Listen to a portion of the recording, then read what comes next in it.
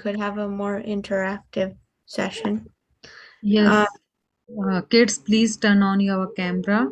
So that is an interactive session, and Mataji also requests the same thing. So we request you, please turn on your camera.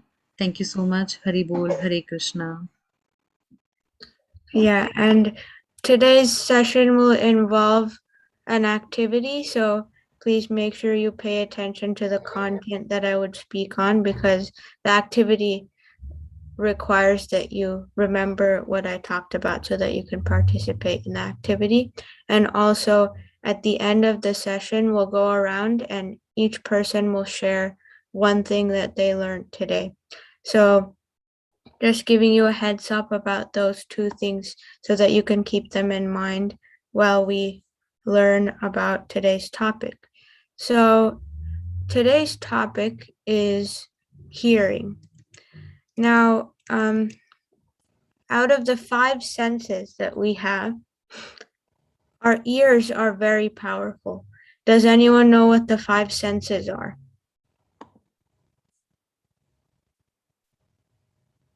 Damodar, what are the 5 senses?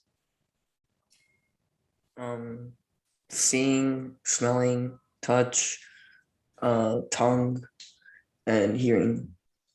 Yeah, that's pretty much correct. So like the eyes, the nose, the ears, and then the tongue, like you said, and yeah, that's correct. So out of those 5 senses, our ears are very powerful. They function from the time a child is in the womb of his or her mother until the moment that someone dies.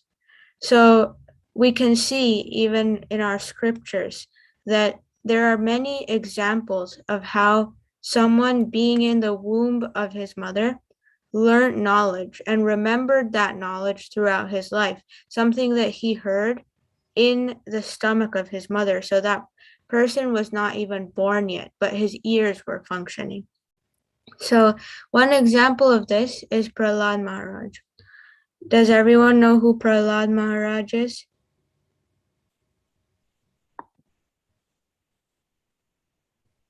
Okay, I think you all should be familiar with Prahlada Maharaj. Don't hesitate to unmute and talk. You can just consider this a friendly conversation, so don't be shy. You can unmute and speak when I ask a question. And even if you think you don't know the answer completely, that's fine. Just share whatever is on your mind. So Prahlada Maharaj was the son of the great demon Hiranyakashipu. And when he was in the womb of his mother, he heard the science of spirituality. He heard about Krishna consciousness from the great sage Narada. So during her pregnancy, Prahlad's mother, Kayadu, stayed at Narada's ashram, Narada's hermitage. And there he taught her about all kinds of aspects of Krishna consciousness. He gave her the knowledge of Krishna consciousness. And she heard that, and the child within her womb also heard it. So when he was born later on, he remembered everything that he heard in his womb. And even though he was born in a demoniac family, he was born in a family of demons who believed the exact opposite of everything that he learned from Narada. They believed that Krishna is not God. They believed that Brahmanas are not saintly people, that you should kill Brahmanas.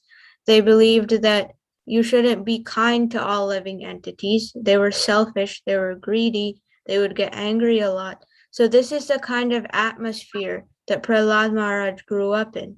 It was completely contrary to his own beliefs, his own understanding of how one should live their life. He understood that you should live your life with humility, with faith in Krishna. You should be kind to everyone around you. But his whole family believed the opposite. But he kept his views that he gained from the womb of his mother. He kept those throughout his whole life, even though his circumstances around him believed in something completely different. So you can see through this example how powerful hearing is, even when you're not born yet. So this is a very powerful way to gain knowledge, is by hearing. Another example of someone who gained knowledge in the womb of their mother is Abhimanyu. Does anyone know who Abhimanyu is? Yes. Son of Arjuna. Yes, correct. And can you say anything else about him? Like, how did he die?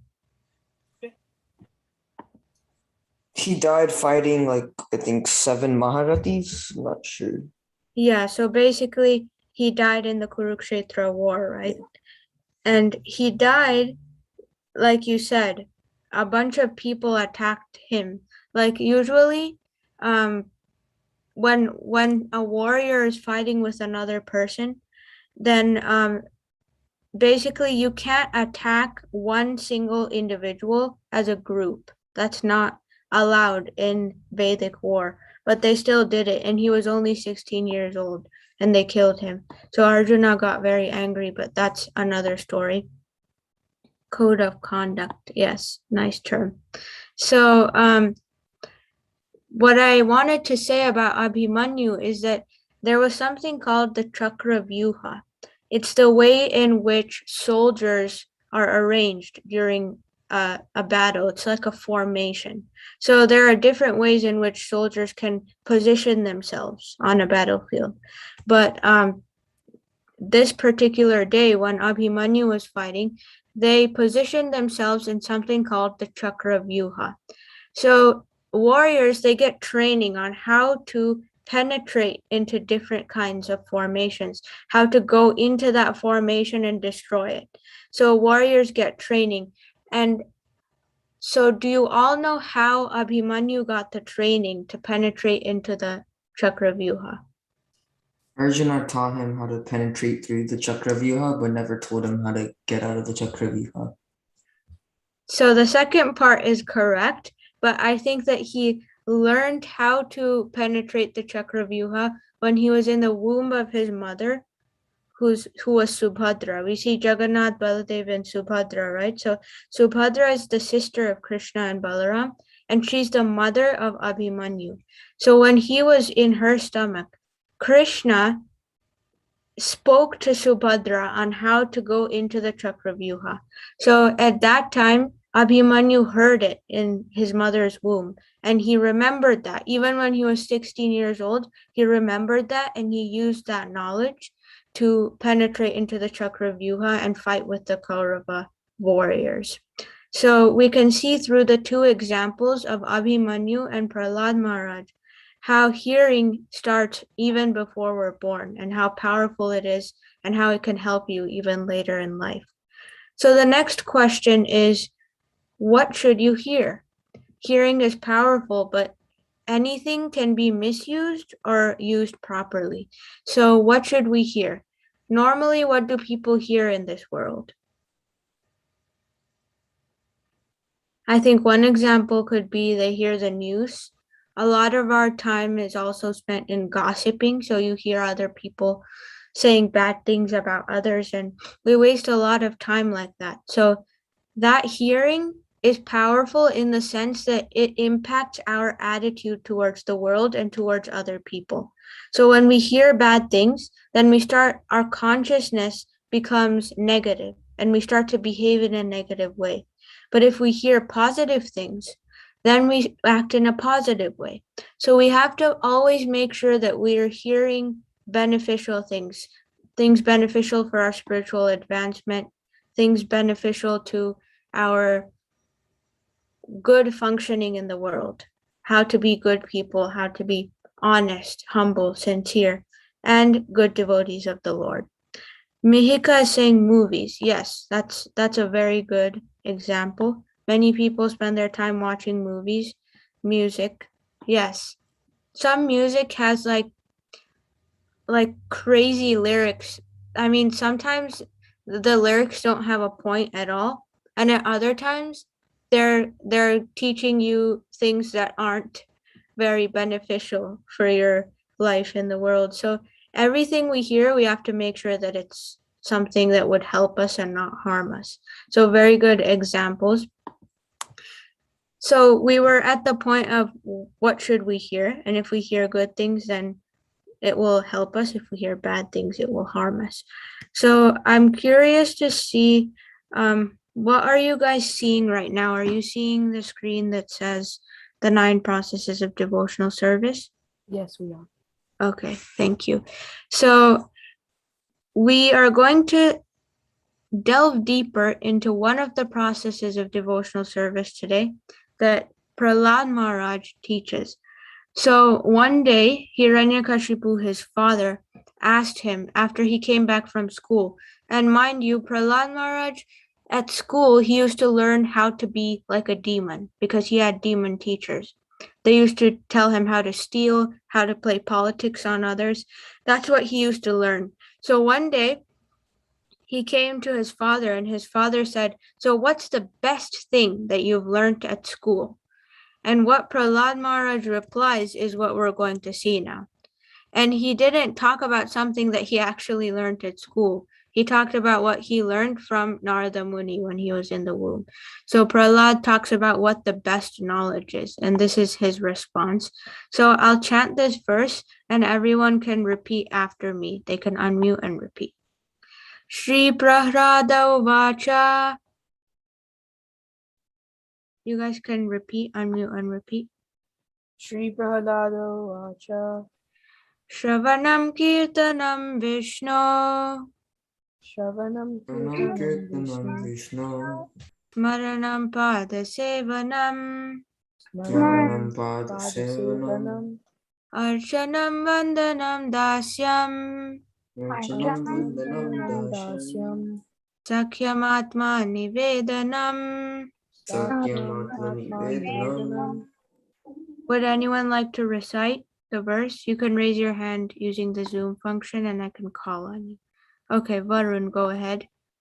Shri Prahlada Vacha Shravanam Kirtanam Vishnu Smaranam Pada Sevanam Archanam Vandanam Dasyam Sakyam Atmani Vedanam. Excellent, excellent pronunciation. Good job. Anyone else?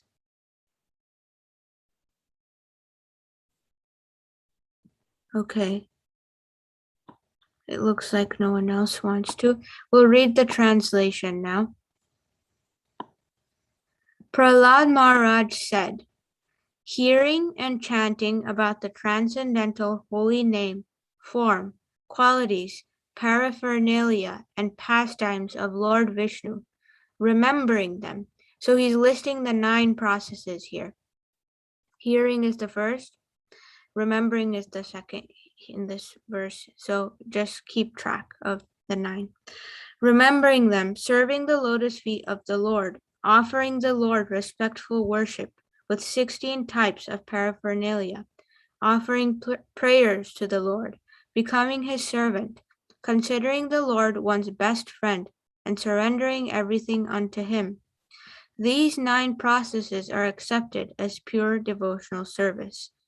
One who has dedicated his life to the service of Krishna through these 9 methods should be understood to be the most learned person, for he has acquired complete knowledge. So Hiranyakashipu asked Prahlad what is the best knowledge. So this is his answer, that if you practice these 9 processes, that means you've acquired complete knowledge. You have the best knowledge with you. So just to recap the 9 processes, perhaps in a more digestible way. The first one is sravanam, hearing about 5 things. What are these 5 things? Hearing about the transcendental holy name, that's 1. Form is 2. So form means like the different incarnations of the Lord. Krishna has so many incarnations like Narsingha, Vamana, Parshurama, Rama. We have endless incarnations, Vamana. So those are the forms of the Lord. So what should we hear about? We should hear about the holy name of the Lord, the forms of the Lord, the qualities of the Lord. Like different devotees offer prayers and they say, the Lord is so merciful, or the Lord is so powerful, the Lord is so compassionate. So those are the different kinds of qualities of the Lord. And paraphernalia. This is a big word. Does anyone know what it means? Okay, so paraphernalia technically means whatever the Lord needs to perform his pastimes. For example, in Vrindavan, what does the Lord need to perform his pastimes? He needs his flute, that's a part of the paraphernalia of the Lord. His friends are part of the paraphernalia of the Lord. He has cows. The whole forest of Vrindavan is also considered paraphernalia. So anything that's required for the Lord to perform his pastimes is paraphernalia. And then lastly, the last thing that you should hear about is the pastimes. So there are 5 things that we should hear about: the holy name, the form, the qualities, the paraphernalia, and the pastimes of the Lord. So we're going to discuss this aspect of hearing today, and when I come back in future sessions, we'll go through the other processes of devotional service. So just to list the other ones, the second one is kirtanam, or chanting about these same 5 things. Smaranam is remembering these 5 things. Padasevanam is serving the lotus feet of the Lord. Archanam is performing deity worship, essentially. Vandanam, offering prayers to the Lord. Dasyam, becoming the Lord's servant. And Sakyam, considering the Lord one's best friend. Lastly, Atmanivedanam is surrendering everything to the Lord. So we'll start with Shravanam, or hearing. And I already discussed these 5 aspects of hearing. These 5 are good to memorize, or at least keep in your mind. So try to memorize these, so then you'll know. What's Shravana? Shravana means hearing about these 5 aspects of the Lord. It will be a good definition to remember. So some points about Shravanam. Shravanam, or hearing the holy name of the Lord, is the first step in devotional service. This is what Srila Prabhupada says. It's the beginning of devotional service. And it's essential. This is something every devotee has to do. They have to hear. And what is the result of hearing? The result of hearing is that it cleans our heart. Last time I talked about the 6 enemies. Does anyone remember any of the 6 enemies that I spoke of last time I came? It was about a month ago.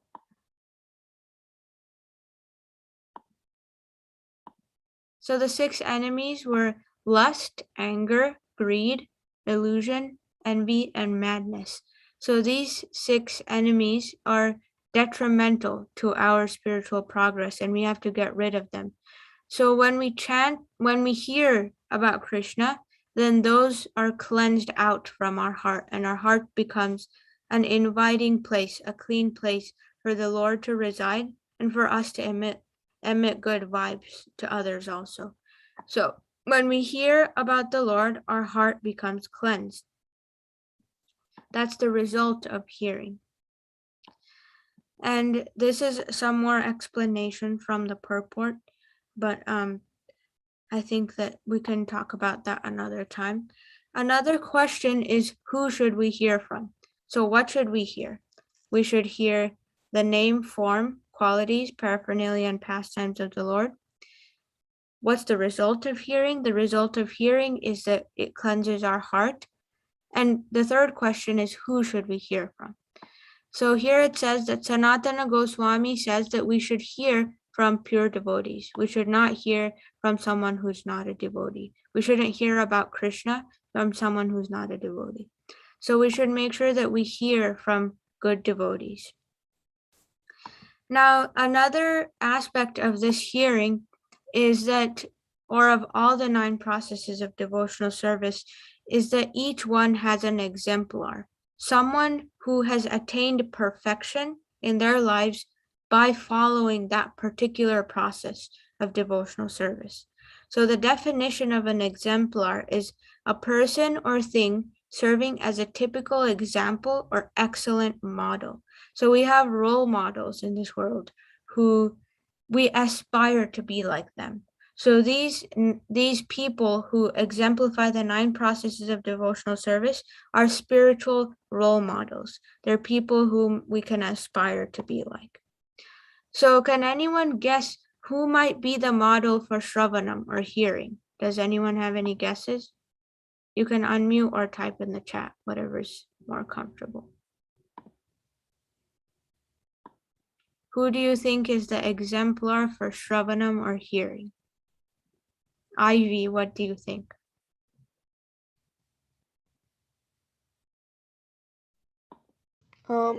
Krishna. So we should hear the words of Krishna and the mantra. Yeah, so that's what we should hear. But now what I'm asking is that an exemplar means someone who's a model, someone who shows Ambarish us. Maharaj. Ambarish Maharaj, okay. Prabhupada. Yeah, nice guesses. I think Ambarish Maharaj is an example for all 9 because he did all 9 perfectly. So that was, I'm sure he did Shravanam perfectly as well. So that's good, Damodar. Who said Prabhupada? Someone said Prabhupada. That was a good guess too. Prabhupada's spiritual master, Bhaktisiddhanta, said that he hears very well and that's how he advances. So Srila Prabhupada heard very well and that's why he could do everything that he did in this world. He could teach whatever he heard from his spiritual master to many, many thousands of people worldwide. So those are good examples. The particular example that Rupa Goswami gives is Maharaj Parikshit. Does everyone know who Maharaj Parikshit is? Or does anyone know who Maharaj Parikshit is? Destiny, do you know who Maharaj Parikshit is?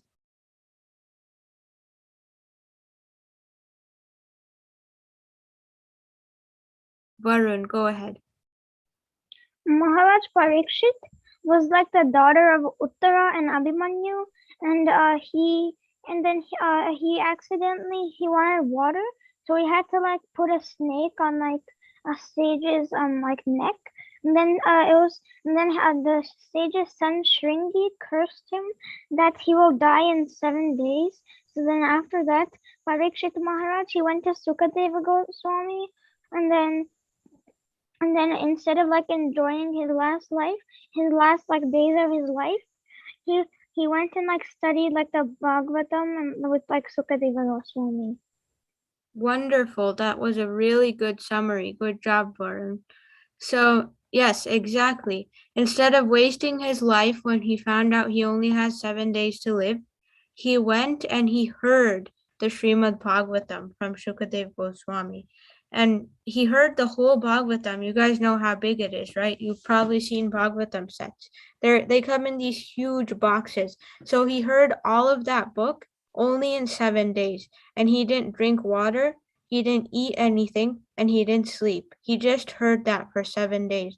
And he was completely absorbed in hearing Krishna's pastimes. And he told Shukadev Goswami that I don't even feel hungry or thirsty. You all might have had this experience to some degree. Like when you're completely absorbed in something, when you're doing something and you're super focused, you don't think of anything else. You're just completely present with that one thing. So that's how Parikshit was. He was hearing the pastimes of Krishna, he was hearing the Srimad Bhagavatam, and he perfected his life by doing that hearing very well. And he didn't even eat or drink in that 7-day period. So Maharaj Parikshit is our role model on how to do Shravanam. Now we can talk about what does it take to hear well. We can hear things, but it can go into one ear and come out of another ear. That's not the kind of hearing that we want to do. We want to make sure that we hear well, that we remember what we hear. So we have to be attentive.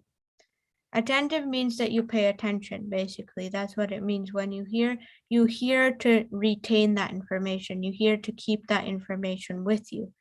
And another aspect of hearing well is having an attitude to learn. That I come here to learn something new.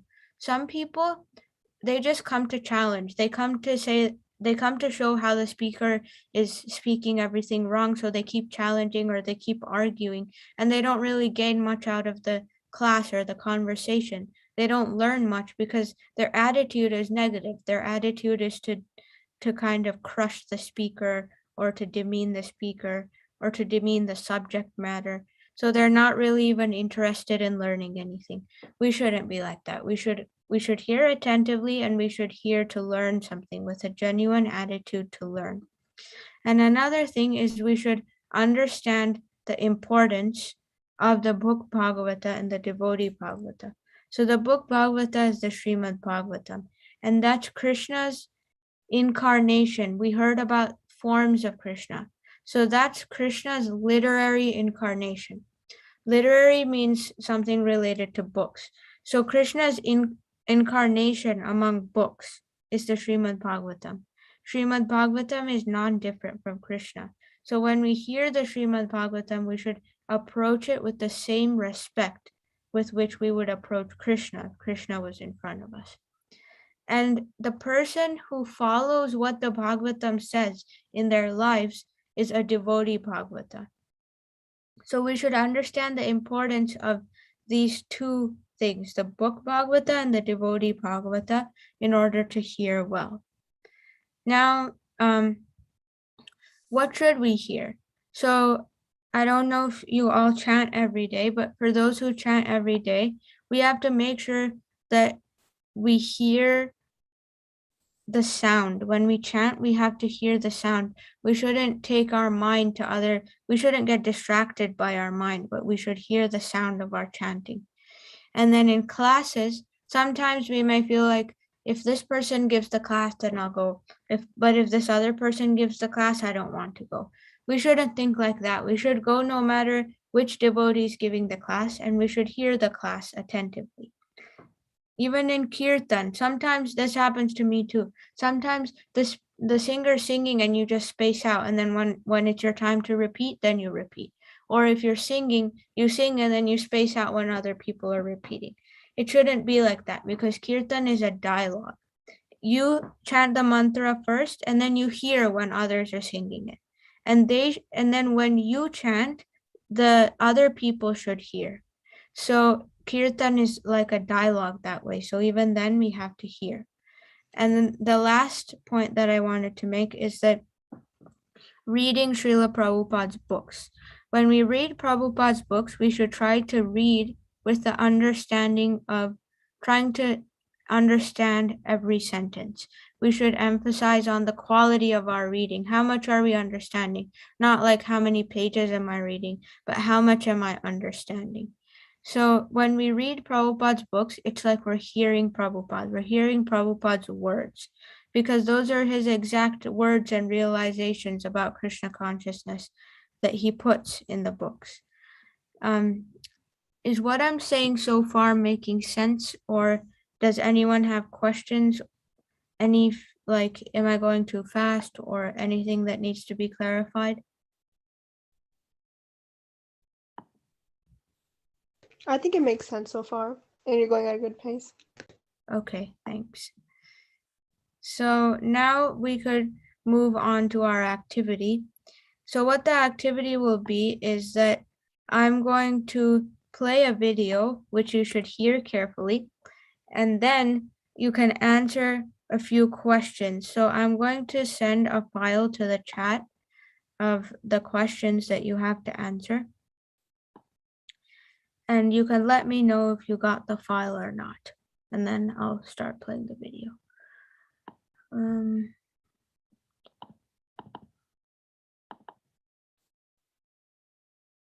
Did everyone get the file? Yeah. Okay, is it opening all right?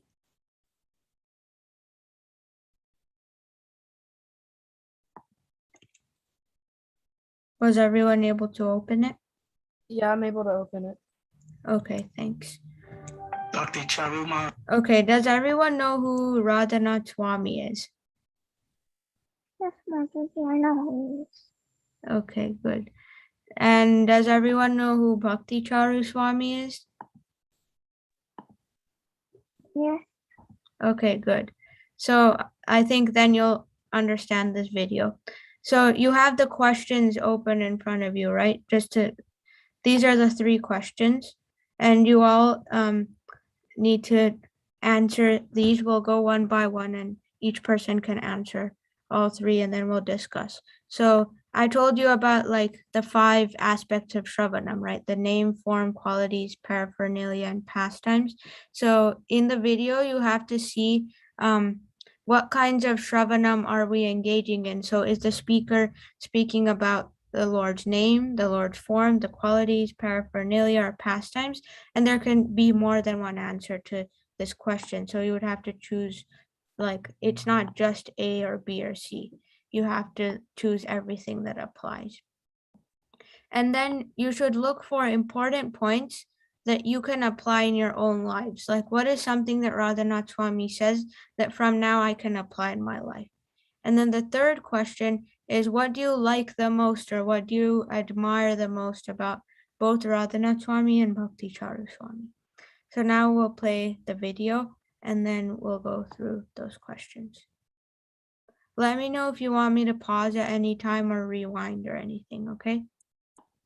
Can you hear? Bhakti Charu Maharaj was a spiritual seeker, and Is everyone able to hear the video? Yes, Mataji. Okay, thanks. at a certain time he traveled to the Bhakti Charu Maharaj was a spiritual seeker, and at a certain time he traveled to the Middle East and to Europe, to Germany, to broaden his understanding of the purpose and goal of life. It's interesting, due to the influence of the British in India and later of America and Germany, so much of what was valued by the Indian people was the materialistic advancement of the West. In fact, when Srila Prabhupada came to America, he would sometimes say, people are trying to come from India to take what the West has, their material comforts and prosperity. But I have come to give the culture of India, the culture of pure devotional service, which is really at the heart of all religions everywhere. So Bhakti Charu Maharaj went to the West, and there he had a realization of the glories, of the great treasures and gift of the spiritual culture of India. And he returned to India, seeking a spiritual teacher. Sometimes Bhakti Charu Maharaj, on a personal level, would share with me that we were soul brothers. In a way, because at exactly the same time, in 1970, I was leaving the West, traveling overland to India to look for spiritual life. And Bhakti Charu Maharaj was traveling west for the same purpose. And of course, I don't remember or recall that we ever physically and personally met on that level, but we both had the same intention at the same time, and he was going west and I was going east, and ultimately he returned to the east. And being such a effulgent, intelligent, and sincere seeker of the truth, wherever he went, any spiritual teachers, they longed for a person like this. So he traveled for some years, reading books, meeting different gurus and sages and yogis. And at a certain time, he was given the Nectar of Devotion, a book by Srila Rupa Goswami that was translated in summary by His Divine Grace A.C. Bhaktivedanta Swami Prabhupada. Srila Prabhupada would often tell us that I am in my books. In fact, Srila Prabhupada would give more emphasis to being with him in his books than he would in Vapu, in physical proximity. One time, just to illustrate this, and I think it was in Calcutta, devotees were saying how much they wanted to be with Prabhupada close. And Prabhupada said, who is the closest person to me at this moment? And nobody said anything, and there was a fly on his body, and he said, he's the closest. But what is his benefit? There's certainly benefit, but the idea is in pleasing our Guru. That's where we really have an intimate relationship. Prabhupada said this fly is closest, but simply causing me disturbance. When Srila Prabhupada said, I'm in his books, I'm in the heart of a devotee who's serving my mission, that's an eternal teaching. And time and geography can never limit that. So when Bhakti Charu Swami Maharaj was reading Nectar of Devotion, he was reading with such eagerness, with such appreciation, and with such faith that directly Srila Prabhupada was personally speaking to him through each word. As Srila Prabhupada could speak to each and every one of us if we follow in the footsteps of great souls like Bhakti Charu Swami Maharaj. He accepted Prabhupada as his guru by reading this book. And Maharaj tells that just after reading the book, he had a wonderful dream of Srila Prabhupada. And we don't believe it was a dream. We believed it was a divine vision where Srila Prabhupada actually came to him. And at that time, he surrendered his body, mind, words, and life to Srila Prabhupada as his guru. He went to Mayapur, and he was so eager to meet Srila Prabhupada. And with all the devotees there in Calcutta and Mayapur, he was engaged in very menial services. He was engaged in hard work, but everything was divine. In devotional service, the particular thing we do is not what is high or low. It is our intention. King Prataparudra sweeping the street was the highest thing he ever did. Ishvara Puri cleaning the urine and stool from his guru's body was the highest thing because it pleased the Lord. So Bhakti Charu Maharaj, like so many of Srila Prabhupada's disciples, was so grateful for the opportunity to offer any service. There was no wealth in the world that could compare. RG Media. Okay.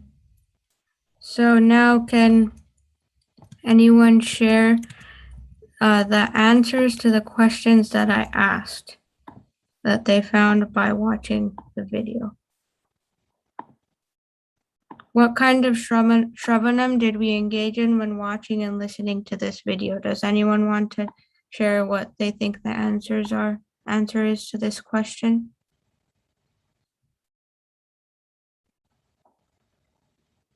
Divya Simha, what do you think? I think we learned about Nama, the Rupa, and Sangha. Okay.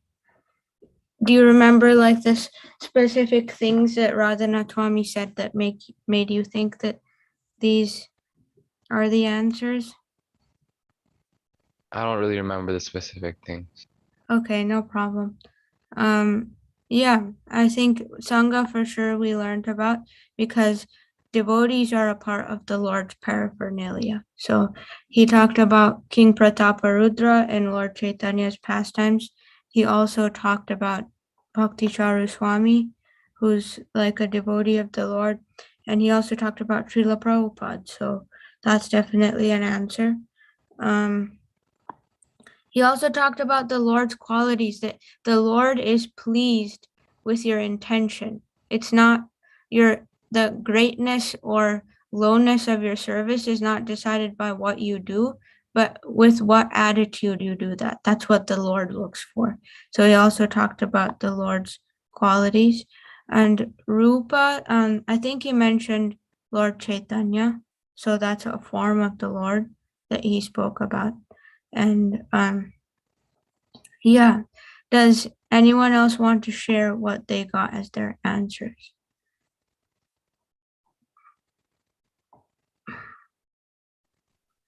I got the same answers as they just sent. Who's speaking? Sorry, I didn't. Okay. Do you remember any instances from the video that would support your answers? Not really. Okay. So who wants to take the second question?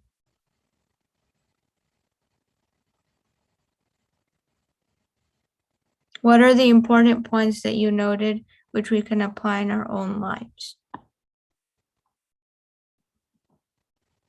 Damodar, do you have any thoughts about this one?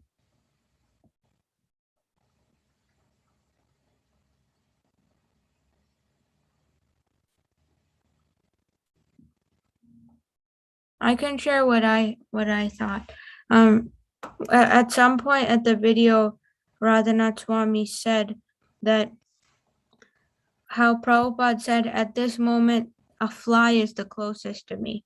So it doesn't matter how close you are physically to me, but what matters is if you read my books or not. That's how you'll always be with me, if you read my books.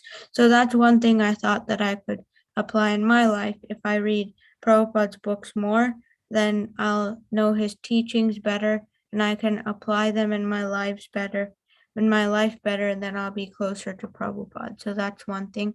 The second thing I really liked is about service. Like sometimes people may think that only a service in which you can that you can show to other people or that other people see, like announcing after the Sunday feast or announcing at a cultural program or something, is the greatest, or doing an arti on a Sunday is the greatest. But not really. Even if you do an arti on a Thursday morning when no one's at the temple, that doesn't change how much Krishna appreciates or doesn't appreciate your service.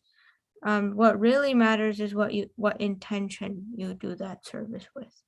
So yeah, that's something that really stuck with me. And I think intention is something that you always have to work on refining. Like sometimes I catch myself, you always have to ask yourself, why am I doing this? Even if it's a Krishna conscious activity, why am I doing it? Am I doing it so that Krishna will be happy? Or am I doing it for some other reason, so that someone else will see me or so that I'll get something? So this is something that I think I should work on myself and ask myself all the time, why am I doing what I'm doing? So those were my thoughts on the second question. Does anyone else have any thoughts on the second question?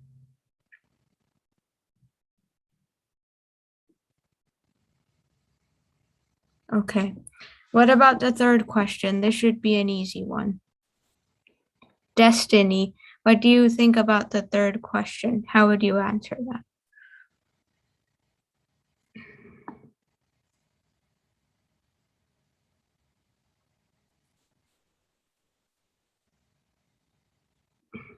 Okay. Anyone else has any thoughts about the third question? I liked how you really appreciated Bhakti Charamaj. Yeah, that was, Yeah. I was thinking along the same lines. Really good point, Damodar. Sometimes we're not so generous in our appreciation of other people. Even if the other person is really good, it's hard to appreciate them or recognize how good they are. But Radhanath Swami was so generous of recognizing how his god brothers are good servants of Srila Prabhupada and how they have so many good qualities. That's a quality that I think is a very good quality to have, is the ability to appreciate other people. So yes, very good point, Damodar. Anyone else has any thoughts?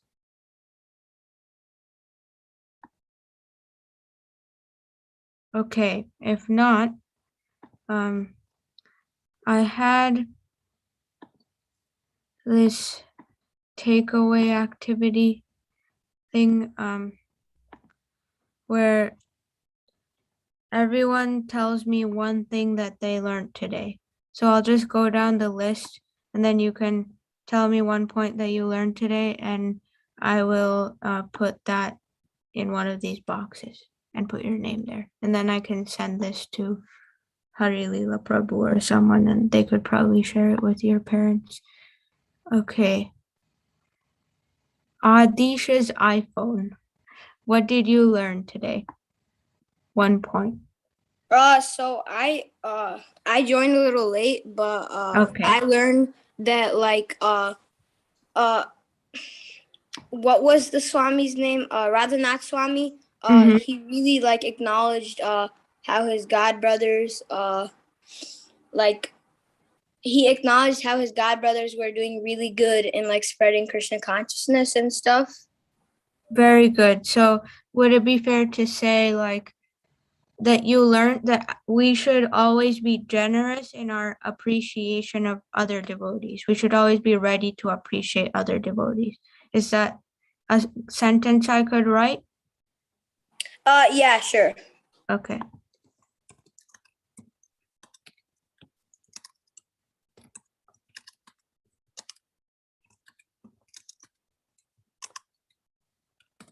And is your name Adish, or is that your dad or mom's name? What's your name basically? No, my name is Adish. Okay. Okay. Varun raised his hand. Varun, go ahead. So basically, what I learned today is kind of like Adish. Like a bit, we can't like if somebody says we have to do the service, we can't say, oh no, just because it's like this specific devotee, we can't like refuse to do the service. And if it's like this one devotee that you like, then we shouldn't do the service. We should do like the service to people based on whether you like them or not, and you shouldn't like basically you have to like give service depending wherever you are in like spiritual progress. You can't like refuse to some people but then say that you'll do it for others. Okay, so are you saying like we shouldn't pick and choose on who to serve? We should be ready to serve Krishna and all of his devotees, right? Yeah. Okay, very good point. See?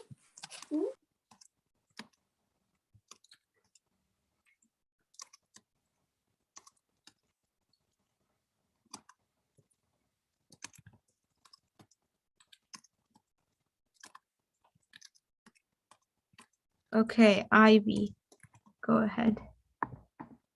I think it was Maharaj Parikshit who you said was a good example of someone who followed the 9 processes of devotional service. Mm-hmm. Okay, so that's your takeaway from today? Yes. Okay.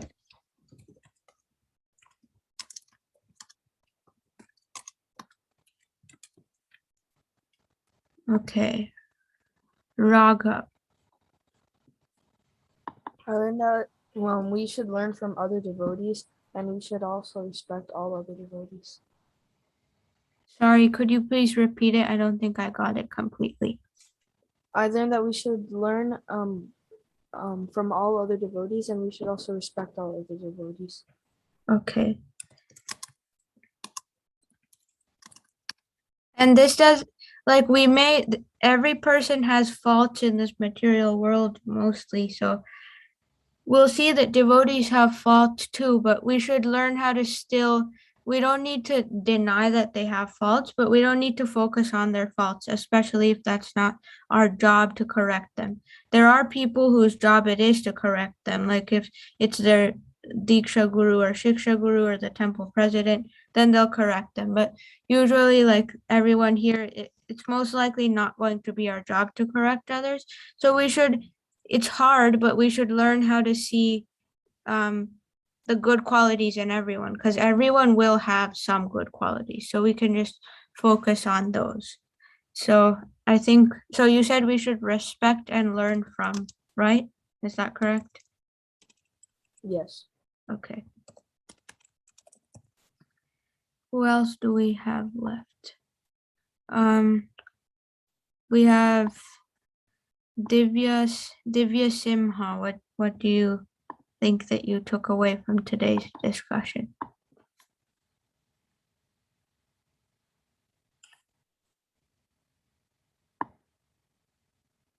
I joined kind of late, so I don't know much, but basically I learned that Radhanath Swami and Bhakti Swami are very selfless people, and they basically they do as much as they can to make more devotees and stuff. And I also learned that we have to please our guru if we want to go back to Krishna, and we have to read more Prabhupada's books.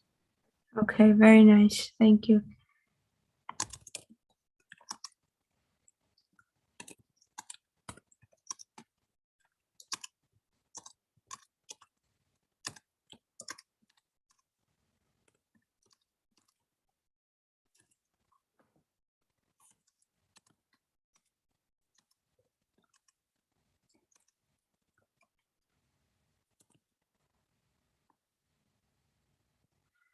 Okay, Damodar, do you have something that you want to say, what you learned today?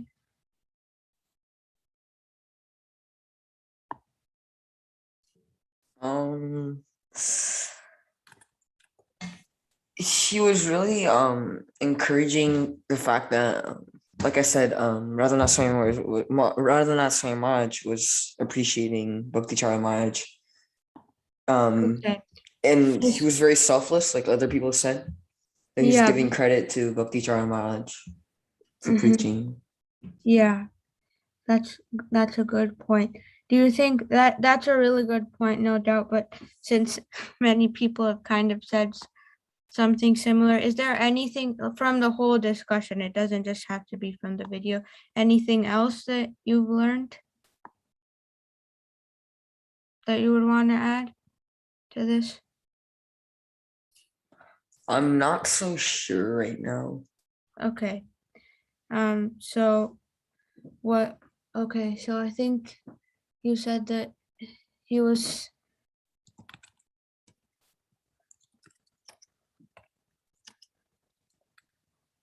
no, Radhanath Swami is selfless and is willing to give credit to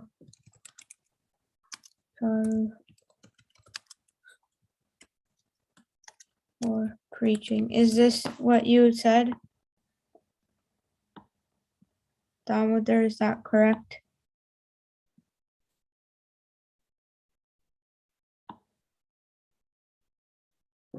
Okay. Destiny, did I already ask you yet? I don't think so, right?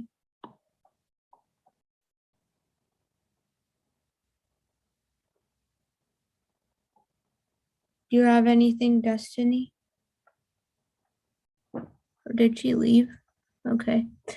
Who is Nirju's iPhone?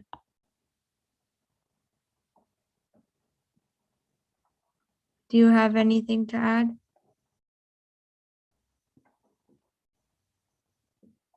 Okay.